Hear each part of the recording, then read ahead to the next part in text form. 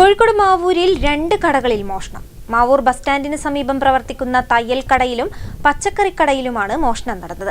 15,000 രൂപ നഷ്ടപ്പെട്ടതായാണ് വിവരം. പരാതി ലഭിച്ചതിന്റെ അടിസ്ഥാനത്തിൽ മാവൂർ പോലീസ് പരിസരത്തെ CCTV ദൃശ്യങ്ങൾ ശേഖരിച്ച് അന്വേഷണം ആരംഭിച്ചു.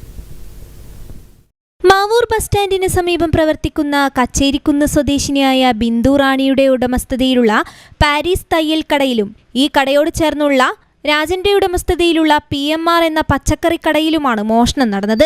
വെള്ളിയാഴ്ച രാവിലെ കട തുറക്കാനെത്തിയപ്പോഴാണ് സ്ഥാപന ഉടമകൾ മോഷണ വിവരം അറിയുന്നത്. ഉടൻ തന്നെ വിവരം മാവൂർ പോലീസിന് കൈമാറുകയായിരുന്നു. തുടർന്നുള്ള അന്വേഷണത്തിൽ തയ്യൽ കടയുടെ പിറകുവശത്തെ ജനൽ പൊളിച്ചാണ് മോഷ്ടാവ് അകത്ത് കടന്നതെന്ന് വ്യക്തമായി. തയ്യൽ കടയിലെ മേശയിൽ സൂക്ഷിച്ചിരുന്ന 50,000 രൂപയോളം നഷ്ടപ്പെട്ടതായി കട ഉടമ ബിന്ദു പോലീസിന് മൊഴി നൽകി. കഴിഞ്ഞ ദിവസം കുറിയടിച്ച സംഖ്യയാണ് നഷ്ടമായത്. അതേസമയം പച്ചക്കറിക്കടയുടെ പിറകുവശത്തെ വാതിൽ കുത്തി തുറന്ന് അകത്ത് കടന്ന മോഷ്ടാവ് മേശയിൽ സൂക്ഷിച്ചിരുന്ന 15,000 രൂപയും കവർന്നിട്ടുണ്ട്. മാവൂർ പോലീസിന്റെ നിർദ്ദേശപ്രകാരം ഡോഗ് സ്ക്വാഡും വിരലടയാള വിദഗ്ധരും സ്ഥലത്തെത്തി പരിശോധന നടത്തി. പരാതിയുടെ അടിസ്ഥാനത്തിൽ മാവൂർ പോലീസ് പരിസരത്തെ CCTV ദൃശ്യങ്ങൾ ശേഖരിച്ച് അന്വേഷണം ആരംഭിച്ചു. News bureau, Mavoor.